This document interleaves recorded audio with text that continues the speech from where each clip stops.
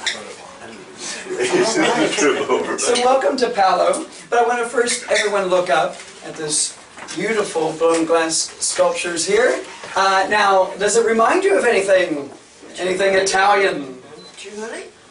Well, it's not chihuly. We have had chihuly pieces before on our ships. No. Something a little more literal. It's an Italian restaurant. Italian.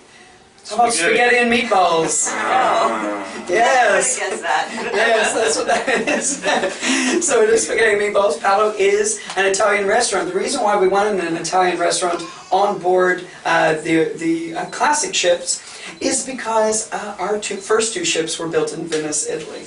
So that's why we have Palo. And then the other two ships, our new ships, were built in Papenburg, Germany. But we have a French restaurant instead of a German. We thought that maybe not everyone wanted sauerkraut and bratwurst for dinner, so we have that French and American-inspired restaurant. Now this is kind of like the Italian flag here on board, but instead of that bright green, we do have this more muted tone here in the middle. If you have that bright green, it kind of looks like more like welcome to Giovanni's Pizza, rather than welcome to our nice restaurant, Palo. Okay, so that is very nice for here. But Palo, the name, what does it mean in Italian? I mean, what does it mean in English? What is Palo? What is a Palo? Any ideas? Well, it simply means pole, which is not so fancy in our language, so thank goodness they didn't use it in English. But Palo is the pole that the gondoliers tie up the gondolas to. Yes. Has anyone been to Venice? All right, do you have? All right, very good. So you've seen those poles everywhere. They have that, the stripes going up the side.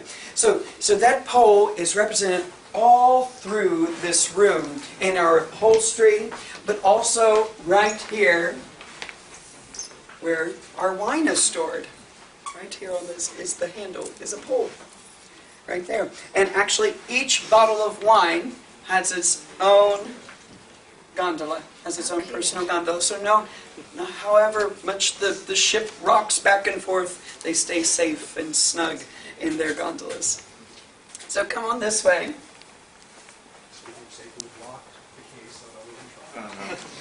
Yes. All right, now, you've been to Venice. I've been to Venice. Now, I want to ask, but does anyone know what Venice is like geographically? It's underwater. Well, it's going to be underwater these days, isn't it? Yeah, so it's completely surrounded by water.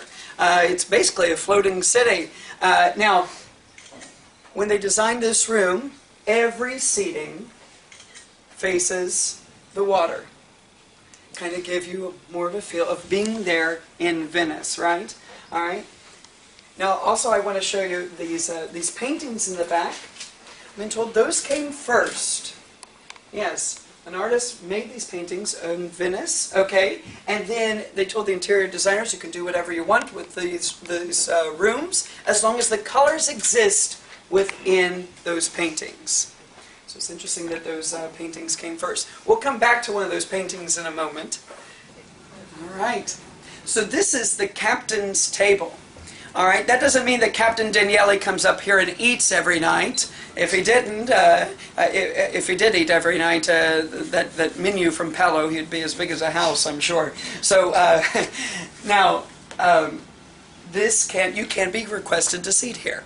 It is quite a nice seating. But it also has this really cool mural in the back, and has this beading on it that you can feel. And what it does is whenever you take a picture of it, not sure the exact settings, but a lot of people come up here, take their iPhones and just take a picture, and it gives it a more lifelike effect.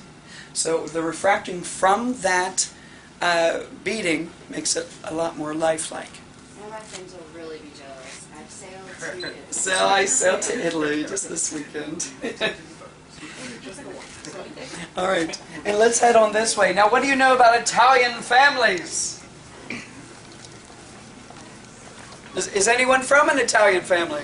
Yes. Yes, big families. Well, welcome to Grandma's dining room. Everyone has a spot. Now there is an emblem for this room, which you can see on the back of these chairs and on some of the other chairs in the front room.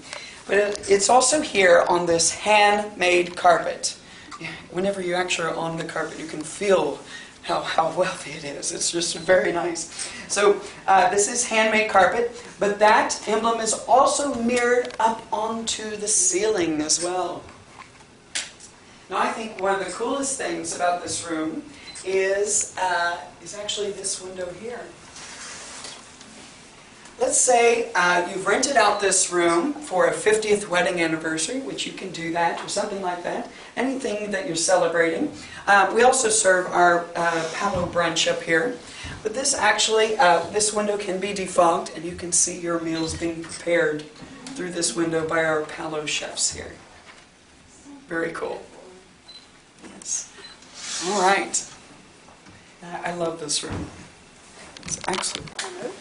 Now, a lot of you have been Disney fans for a long time, and so you know about all the different traditions for the Disney company, and one of those, of course, is the hidden Mickeys. You see them throughout the parks, and you know that the Flamingo Islands, or in Animal Kingdom, are a hidden Mickey. Well, we have hidden Mickeys here on board too. You can get a little pamphlet and go around the ships. Now, our hidden Mickey is actually in this portrait here. We'll see if any of you can find it.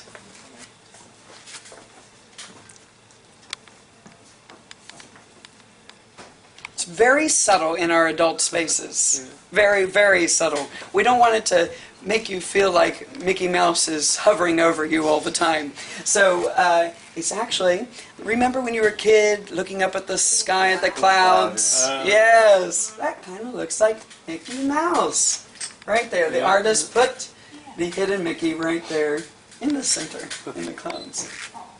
So now we've been to Venice.